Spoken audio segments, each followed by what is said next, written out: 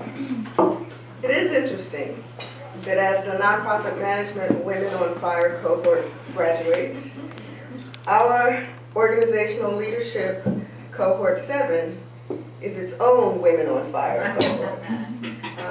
Cohort 7 has all women, 5 women, who have just proven themselves to be tremendous scholars and leaders in their own right. And so they selected from among them our own Charlene Crisden to be our speaker tonight.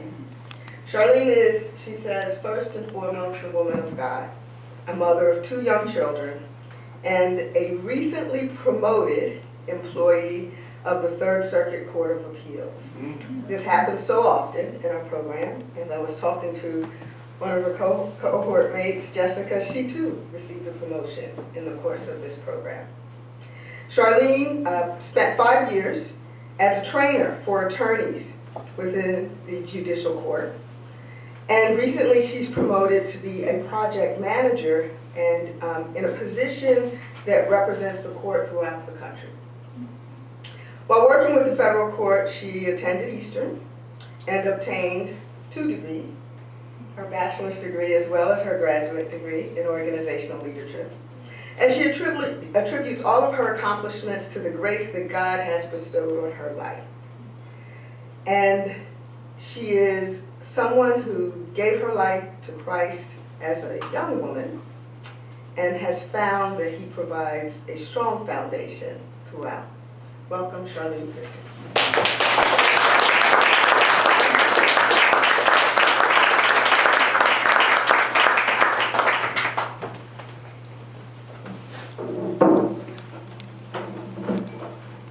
Thank you, Dr. Sharon. Good evening, Eastern leaders, faculty, students, and friends. My name is Charlene Crisden, and I'm a member of LORC 7.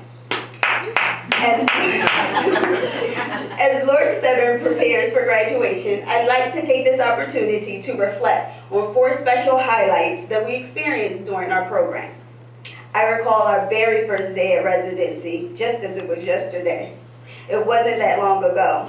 We all entered the classroom unaware of what to expect, especially after reading Roth's Leadership for the 21st Century. For that pre-residency assignment, needless to say, that book intimidated each of us. Yet, we felt a sense of relief once we learned that it was a common experience among all who entered the program. Throughout that residency, we discussed topics such as, are leaders made or born? What's the definition of a leader? And we also defined leaders' examples biblically. While the discussions were rich and thought-provoking, we were exhausted and became restless by the second afternoon. Our professors agreed to teach the class outside, and the change of venue brought a renewal to our learning experience. Flexibility without a decline in academic achievement appears to be the goal for Eastern professors. Out of all of the discussions that took place during the first residency, there was one term during a particular lecture that resonated with LORC 7. That term was transformation. Although I can't remember the exact analogy that was given by the professor, we each awed the possibility of transforming within just such a short period of time. The transformation process that would take place in each student as we continue with the program. The term transformation was the guiding force for our group to decide on a group name. We decided on chrysalis. A chrysalis is a protective area where the caterpillar resides prior to becoming a butterfly. Within the chrysalis, growth and transformation takes place. During this time, a mature, beautiful, and liberated insect is developed. That was the goal of each student in LORC 7. It was during our first residency that we each envisioned our academic and spiritual transformation within our chrysalis. Although we began our journey with 8 students in our cohort, we lost classmates after each class ended. That was sad and disappointing because we began to build relationships. However, by the beginning of the 4th class, the 5 remaining students decided to make a declaration that we would all complete the program together. This made our relationship even stronger. There were trying times for each of us, and we were not ashamed or prideful to ask one another for prayer. There were also other times where we shared praise reports and we rejoiced together. In essence, we became a family, an association of people who shared common beliefs or activities. The very last residency was bittersweet. We each anxiously prepared to secure the accomplishment of completing the program. Yet we were going to miss one another just as family members do.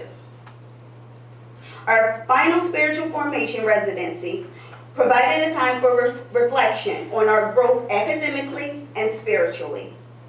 We each described how we saw each other transform right before our eyes. Layers that we didn't know existed peeled off.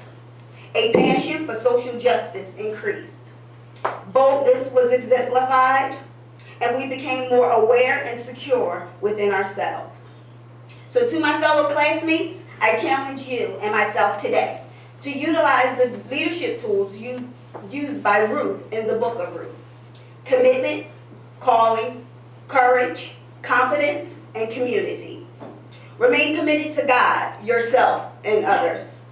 Embrace the calling that God has placed on our lives. Exhibit courage to do what is right, even when it's not favored by the majority.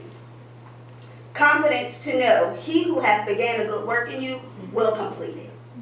And share your talents, knowledge, faith, and listening ear with your communities. Although this transformation is coming to a close, keep in mind that there will be many more transformations that will take place within our lives. Learning, which is a lifelong transformation, produces results. Remember that while you're in transformation process, remain in the chrysalis. That chrysalis is found in the loving arms of Jesus Christ. As we continue to develop our relationship with Christ, he will give us the grace to utilize the leadership used by Ruth and many others that we've studied during the program. We'll also develop tools of our own. Rise as the butterflies that you've become through each good and bad experience. Lastly, to the incoming students, know that there will be ebbs and peaks, but you too should be confident that he who hath begun a good work in you will complete it. I challenge you to persevere, sacrifice, and be encouraged. Ascertain how your mind, life, and behaviors will transform before your eyes. And although the 21 months may seem far away, it will one day be a memory. Enjoy this time. Embrace the ebbs and the peaks. While it's great to strive and obtain for perfect grades, do your best to learn the material and use it where applicable, in your churches, on your job, in your family, and among your communities. I leave with you this scripture, Hebrews 12:1-3. Therefore, since we are surrounded by such a great cloud of witnesses, let us throw off everything that hinders the sin that so easily entangles us, and let us run with perseverance the race marked out for us.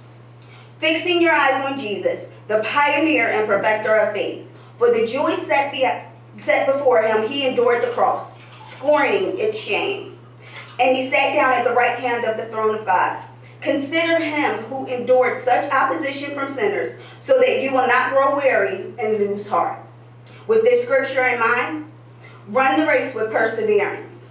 Don't grow weary and lose heart, and you too will accomplish this feat. Thank you.